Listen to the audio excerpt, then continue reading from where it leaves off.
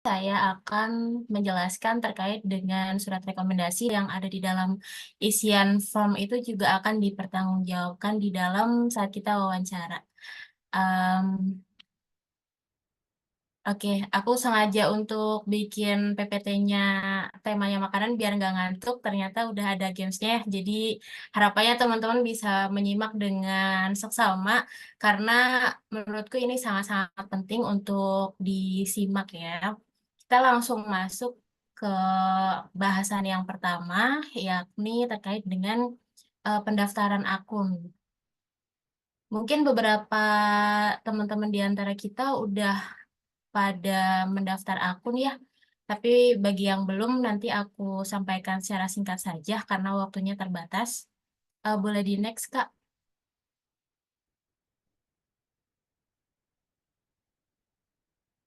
Oke, jadi di sini kita akan membahas 3 hal. Yang pertama penilaian diri, surat rekomendasi, terus juga ada informasi lainnya. Next.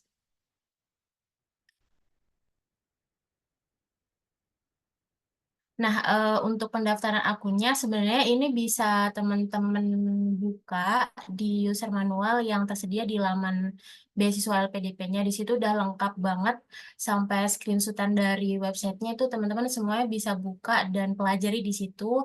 Jadi di sini singkat aja, yang pertama registrasi akun itu yang dibutuhkan adalah email, password, sama informasi data diri. Nah, nanti teman-teman akan mendapatkan email verifikasi, kemudian, di email gitu ya, terus diklik verifikasi akunnya, baru nanti login lagi ke dalam website beasiswa LPDP Kemenkunya. Terus setelah, login lagi, itu teman-teman diminta untuk memasukkan informasi data diri dan keluarga. Nah, keluarga ini adalah ayah dan ibu, itu nggak banyak sih, paling cuman kayak nama, alamat, terus kayak pekerjaannya apa. Terus juga bagi yang sudah menikah, itu harap untuk mengisi informasi suami atau istri. Nah, selanjutnya juga teman-teman diminta untuk memverifikasi nomor HP. Kemarin, saya melalui WA. Jadi, nanti informasi terkait dengan pendaftaran akun ini juga akan disampaikan melalui WhatsApp gitu, teman-teman. Next, Kak.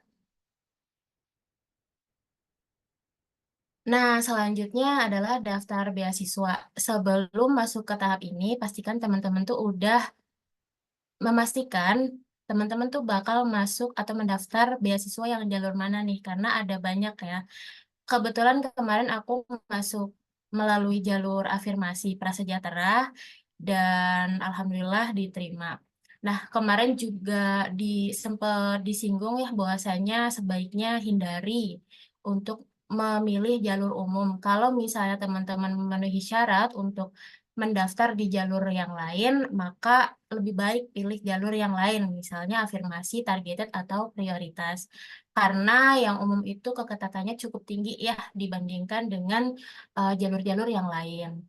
Nah, kalau misalnya udah menentukan tuh mau masuk lewat jalur mana, nanti bisa langsung klik daftar di jalur yang akan didaftar gitu. Terus upload foto, terus juga ikuti langkah 1 sampai 6. Ini juga sebenarnya ada di dalam, panduan user manual website pendaftaran LPDP. Jadi untuk mempersingkat waktu, kita langsung ke slide selanjutnya. Nah, yang nggak kalah penting adalah terkait dengan penilaian diri. Ini ada beberapa ya next aja, Kak. Ada beberapa hal terkait dengan penilaian diri. Yang pertama adalah kelebihan dan kekuatan.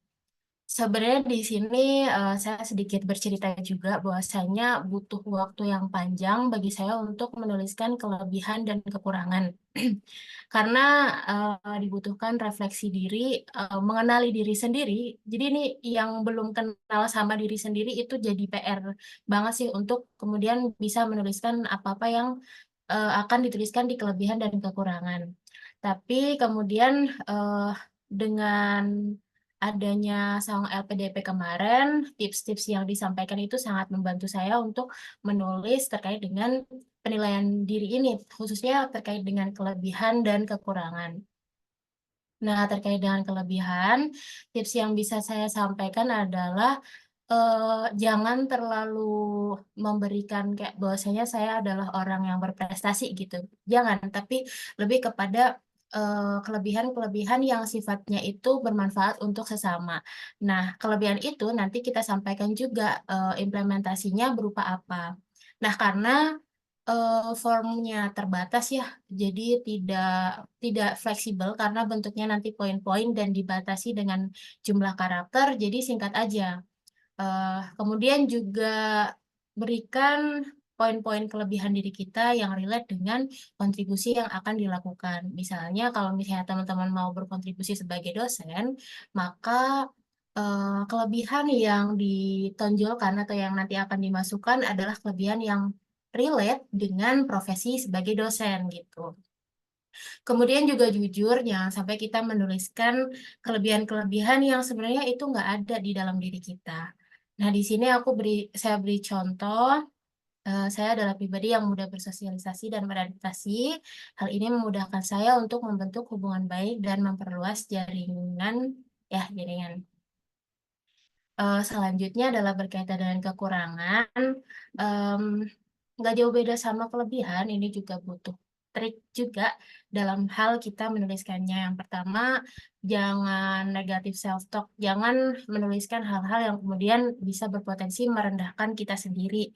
Terus juga jangan judgmental terhadap diri kita sendiri. Maka dari itu, emang butuh mengenali diri sendiri dalam hal kita menulis kelebihan dan kekurangan ini gitu. Terus juga jangan masukkan kekurangan yang merugikan orang lain. Misalnya saya adalah orang yang ceroboh, tentu saja itu kan kekurangan yang bisa bikin orang lain mengalami kerugian gitu ya.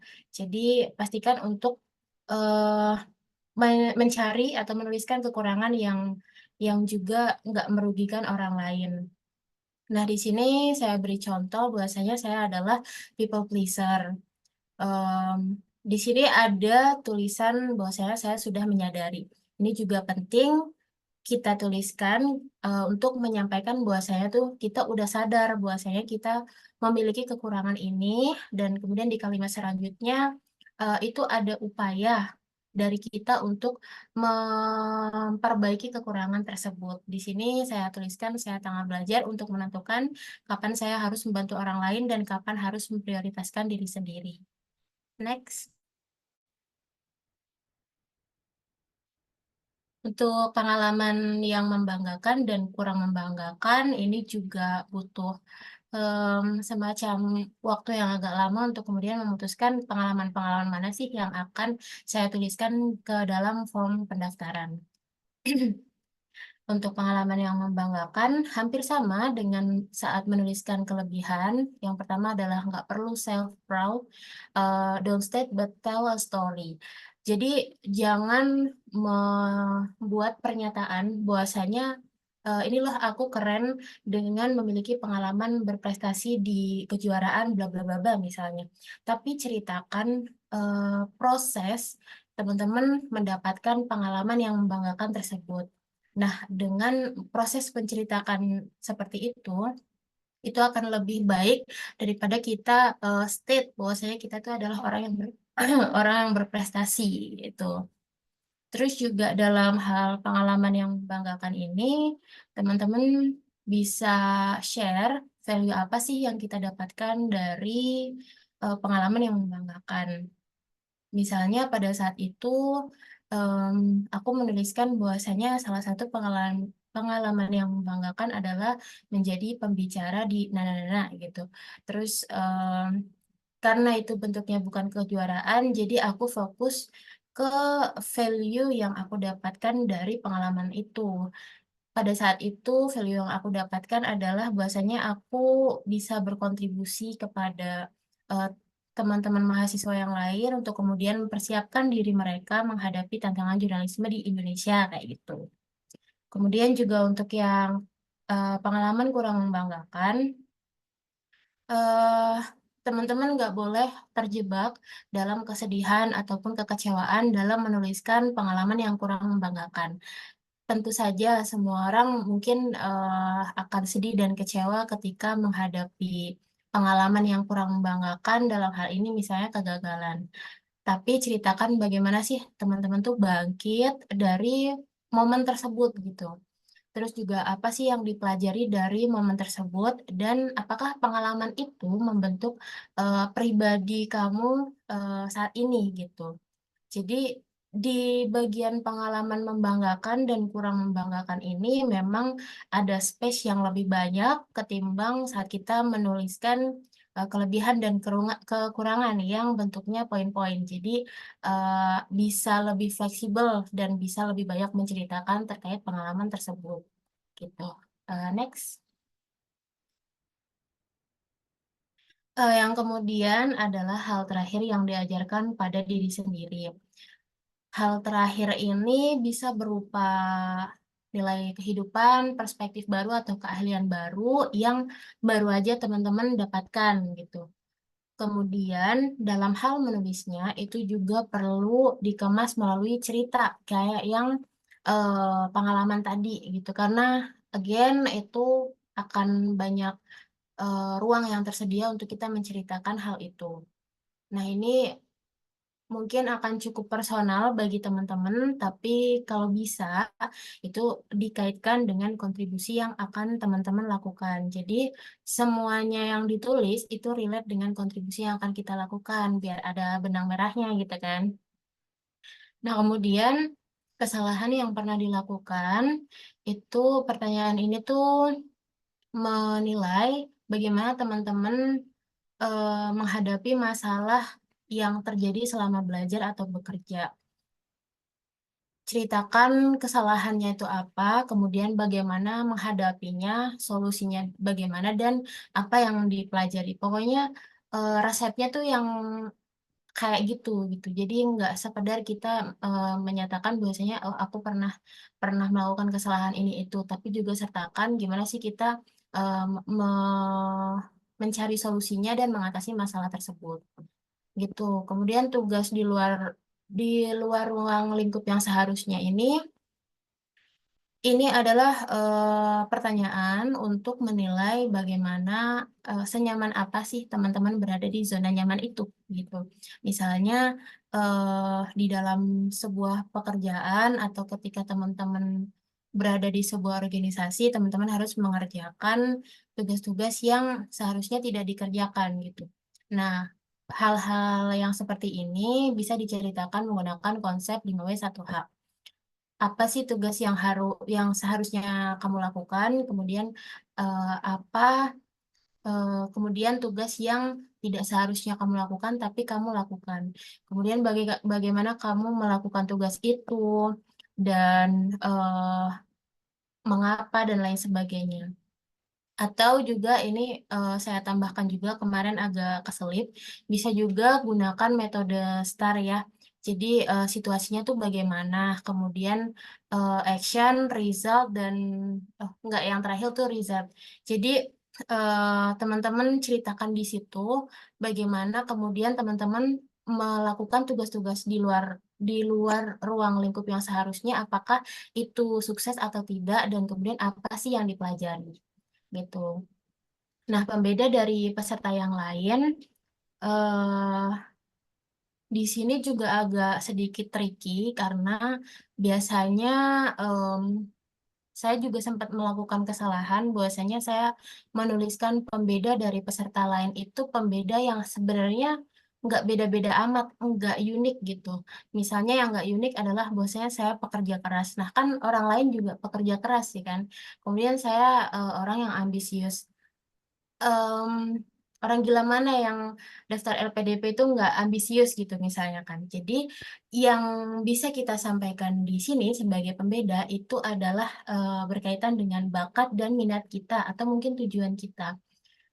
Bahwasanya masing-masing orang mungkin mereka pekerja keras dan ambisius, tapi tujuan, minat, dan visi misi dia untuk Indonesia ke depan itu mungkin berbeda gitu. Nah, itu yang bisa ditonjolkan untuk kita menuliskan pembeda dari peserta yang lainnya. Next. Oke, kita masuk ke dalam surat rekomendasi.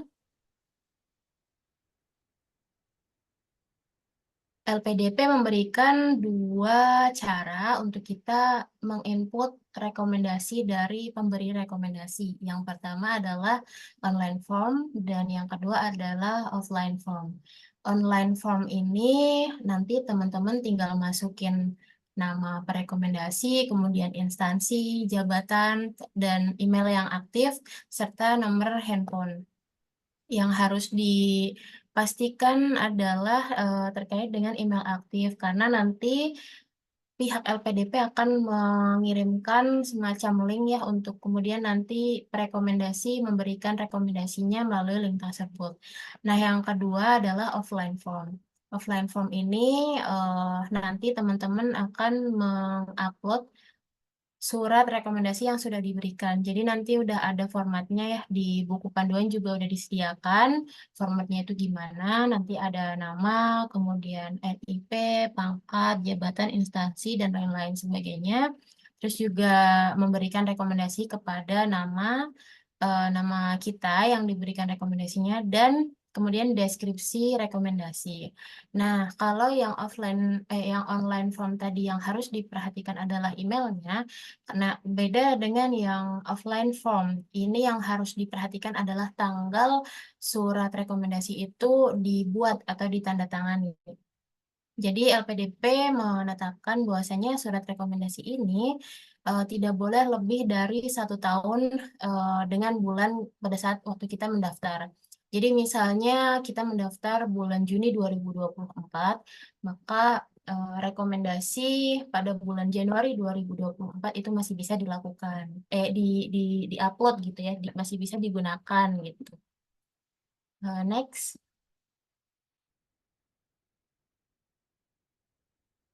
Yang selanjutnya adalah terkait dengan tips meminta surat rekomendasi. Jadi di dalam buku panduannya juga udah dibatasi ya siapa-siapa yang harusnya kita mintai surat rekomendasi. Yang pertama adalah akademisi, kemudian tokoh masyarakat, juga bisa dari atasan gitu. Yang kedua adalah lebih baik meminta rekomendasi kepada orang yang mengenalmu baik secara pribadi maupun profesional. Sayangnya di Indonesia itu terkadang sangat tergiur dengan mereka-mereka yang memiliki jabatan akademik yang tinggi atau mungkin yang memiliki gelar yang panjang. Kalau misalnya mau dibandingkan, apakah memilih profesor yang memiliki gelar panjang tapi tidak mengenal kita secara baik dibandingkan dengan seorang dosen yang mengenal kita secara baik, maka pilihlah yang pilihan kedua. Karena mereka akan memberikan deskripsi rekomendasi yang relate gitu, karena mereka kan kenal kita secara pribadi maupun profesional. Jadi untuk deskripsinya itu akan lebih masuk akal gitu, karena itu berkaitan dengan kita sendiri gitu. Nah, terus juga mereka-mereka yang tahu value kita, karena mengenal secara pribadi maupun profesional, maka mereka adalah orang-orang yang tahu value kita. Kemudian sosok yang berkaitan dengan kontribusi. Nah, ini juga aku sempat melakukan kesalahan pada saat pendaftaran LPDP yang kemarin. Jadi, saya menuliskan bahwa saya akan berkontribusi sebagai dosen. Tapi, sosok yang saya mintai rekomendasi atau pemberi rekomendasi saya adalah atasan gitu. Jadi, mungkin ini bisa jadi pelajaran. Kesalahan yang saya lakukan kemarin bisa jadi pelajaran untuk teman-teman. Apalagi kau surut air tuh. Oke, lanjut ya. Oke, lanjut. Eh, Kesalahan yang kemarin saya lakukan mungkin bisa jadi pelajaran buat teman-teman untuk mencari rekomendasi yang sesuai dengan kontribusi yang akan kita lakukan. Misalnya kita mau jadi dosen, maka kita bisa meminta rekomendasi dari eh, dosen atau misalnya guru besar, profesor, dan lain sebagainya. Tentu saja yang mengenal diri kita. Nah, pada saat meminta rekomendasi, juga kita bisa membawa CV atau esai. Jadi, sebelum mereka menulis deskripsinya itu bisa tahu kita tuh orangnya gimana, tujuannya gimana gitu. Karena kadang kan meskipun Pak dosen itu misalnya mengenal kita dengan baik, kan belum tentu mereka tahu kita tuh tujuannya tuh mau ngapain gitu. Terus juga yang terakhir yang nggak aku sampaikan di sini, nggak ditulis adalah minta rekomendasi dari jauh-jauh hari. Karena kan nggak enak ya kalau kita ngedesak-ngedesak, kita ngeburu-ngeburu mereka, padahal mereka kan orang-orang yang mungkin punya kesibukan yang luar biasa. Jadi mintalah dari jauh-jauh hari gitu. Lanjut. Oke, yang selanjutnya adalah terkait dengan riwayat pendidikan. Saya rasa ini bisa dipahami dengan baik ya. Yang perlu diperhatikan adalah terkait dengan urutannya. Jadi yang paling terbaru itu yang paling atas. Misalnya yang teman-teman yang mau daftar S2, maka yang paling atas itu perguruan tinggi yang paling atas S1 gitu. Kemudian dilanjutkan SMA, SMP, dan SD. Nah, di situ juga teman-teman harus siapin nama, tahun masuk, dan nilainya. NIM-nya juga harus disiapin.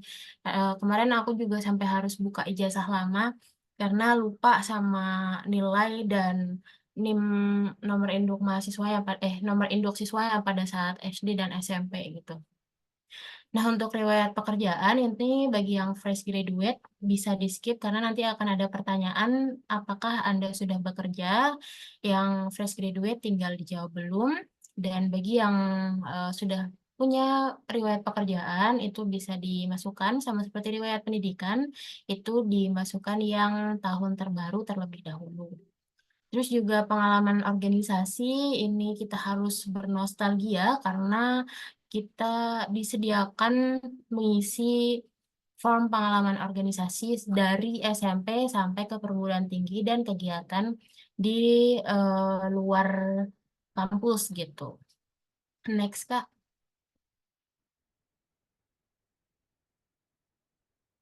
Oke. Oke, di informasi lainnya masih panjang ya, teman-teman. Nah, ini adalah form yang bagi saya cukup membingungkan karena ada beberapa yang menurut saya overlap, tapi nggak apa-apa. Yang pertama adalah terkait dengan prestasi. Prestasi ini adalah prestasi yang diunggulkan, bisa berkaitan dengan kejuaraan atau lomba, terus juga bahasa asing yang disyaratkan oleh LPDP, pengalaman pelatihan dan workshop. Next, Kak. Kemudian pengalaman riset, karya ilmiah, konferensi, dan seminar, dan penghargaan. Ini aku jelasin dulu perbedaan antara dua hal yang saya rasa overlap.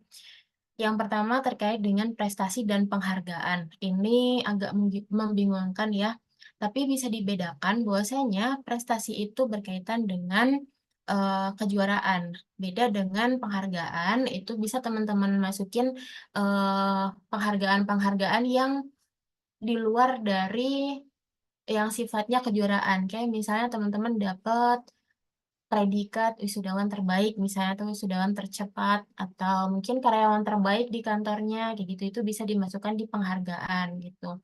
Tapi ada juga yang menyatakan bahwasanya prestasi ini adalah semua hal yang bisa kita ikuti, semua kejuaraan yang kita ikuti, baru nanti di penghargaan itu dimasukkan juara-juaranya, karena kan kita dapat penghargaan mungkin berupa sertifikat atau hal-hal yang serupa gitu. Jadi mungkin nanti sesuai kebutuhan teman-teman masuknya ke mana gitu. Kemudian yang kedua terkait dengan pengalaman pelatihan atau workshop dan konferensi dan seminar. Ini juga agak membingungkan, tapi kemudian yang bisa dibedakan itu dari sifat sifat acaranya gitu.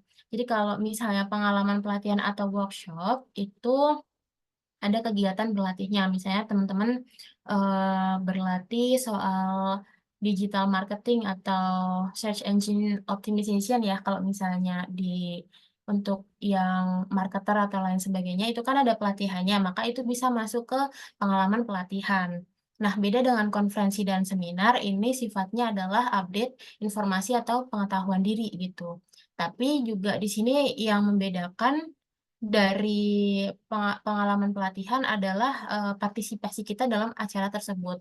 Di situ tersedia apakah kita menjadi seorang peserta, penyelenggara, atau pembicara. Kalau saya kemarin pengalaman-pengalaman sebagai speaker atau pembicara, saya masukkan semuanya ke dalam konferensi dan seminar. Nah, untuk yang pengalaman pelatihan itu pure semua pelatihan gitu.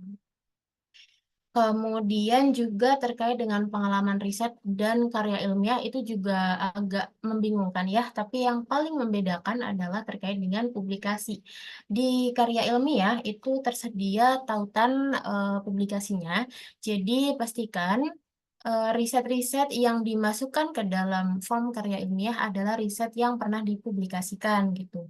Karena di sini LPDP akan melihat di mana teman-teman mempublish eh, riset tersebut gitu. Nah, kalau yang pengalaman riset itu semua riset yang pernah teman-teman kerjakan, baik itu yang gagasannya dari sendiri maupun kelompok, ataupun yang sifatnya membantu penelitian orang lain misalnya. Kayak gitu. Oke, selanjutnya. Nah, pada tahap ini kita sudah hampir selesai, tapi em, yang perlu diperhatikan adalah proses pendaftaran ini sifatnya hitam dan putih ya. Jadi teman-teman harus pastikan dokumen-dokumen yang akan diunggah ke form pendaftaran itu pertama nggak salah, namanya nggak salah, nggak ketuker, nomor dokumennya juga dimasukkan. Jadi pastikan itu tidak adalah dokumen yang benar gitu, harus benar-benar teliti. Nah, di sini ada beberapa yang harus diupload, yakni seperti misalnya ijazah, kemudian juga KTP, dan untuk yang yang mendaftar pakai LOE, itu juga akan diminta untuk memasukkan. Eh, Berikut juga surat izin divernya apabila teman-teman mengajukan penundaan studi, kemudian juga sertifikat bahasa asing, lalu surat-surat yang lainnya yang mungkin beda jalur, beda dokumen yang di-upload gitu ya. Nah, untuk yang nomor dokumen itu kalau ijazah, transkrip, kemudian LOA dan lain sebagainya itu kan ada ada nomor dokumennya ya. Beda kalau misalnya dokumen-dokumen seperti surat rekomendasi yang tidak ada nomor dokumennya atau surat pernyataan yang tidak ada nomor dokumennya, itu teman-teman bisa masukkan angka 0 6 kali biar jadi jangan dikosongin gitu. Oke, selanjutnya. Nah, setelah teman-teman mengunggah dokumen, selanjutnya adalah mengisi esai. Nah, esai ini adalah esai yang sudah teman-teman tulis. Tadi pemaparan dari Kak Yuni dan Kak Rika luar biasa ya, jadi akan sangat membantu teman-teman dalam menulis esai yang akan dimasukkan ke dalam form pendaftaran ini. Nah, yang saya highlight dari pemaparan Kak Yuni dan Kak Rika tadi adalah terkait dengan data-data. Jadi, teman-teman di dalam menulis isai itu kan nggak hanya menjelaskan terkait tujuan, kontribusi, dan lain sebagainya, tapi juga di situ pasti ada masalah yang diangkat. Dan eh, bicara soal masalah juga nggak jauh dengan kita memasukkan data-data. Nah, data-data yang tersedia di internet, katakanlah, atau data-data yang ada linknya, misalnya kayak jurnal atau em, berita dan lain sebagainya, itu linknya harap untuk disimpan. Jadi di dalam form isian esai ini nanti teman-teman bisa mengembed link dari rujukan yang teman-teman gunakan. Ini fungsinya agar nanti pewawancara bisa melihat rujukan kita tuh udah benar, apakah menggunakan sumber yang kredibel dan lain sebagainya gitu. Jadi eh, itu dulu saya agak bingung juga ketika menuliskan rujukannya, apakah pakai citasi, pakai model apa gitu. Tapi ternyata cukup untuk di embed link aja gitu. Nah, kemudian juga ringkasan pengabdian ini juga harus diisi karena keterbatasan karakter, jadi harus singkat saja. Menulisnya misalnya saya berencana untuk berkontribusi menjadi seorang dosen di bidang bla bla bla bla gitu. Oke, next. Yang selanjutnya adalah setelah semuanya dipastikan benar dan sesuai dengan form yang disediakan, maka teman-teman harus menyetujui surat pernyataan beasiswa pendidikan Indonesia. Nanti tinggal eh, di bagian bawah itu tinggal diklik, maka muncul semacam surat dan kita akan klik saya menyetujui gitu. Nah, setelah itu jangan lupa untuk klik submit untuk mengunci semua yang kita tulis.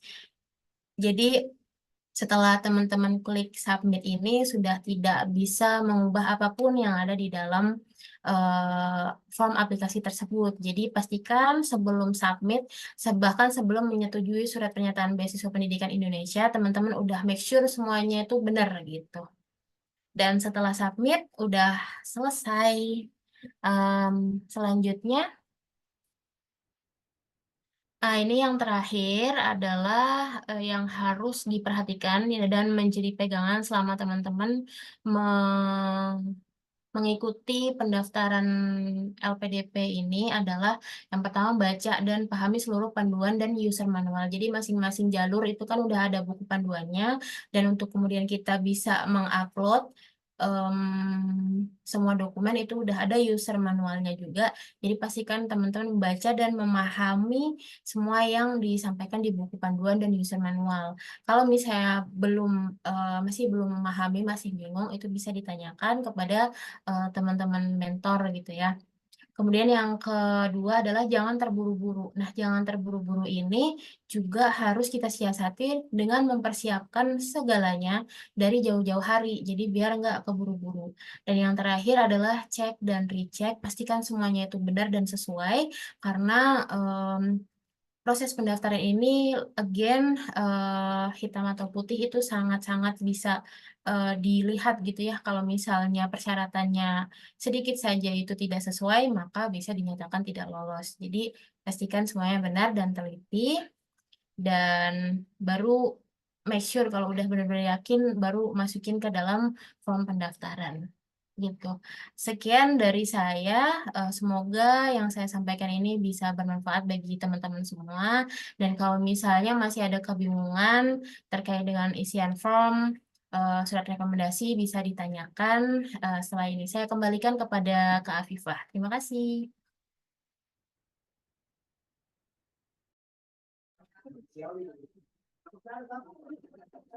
Terima kasih banyak, Kak Vicky.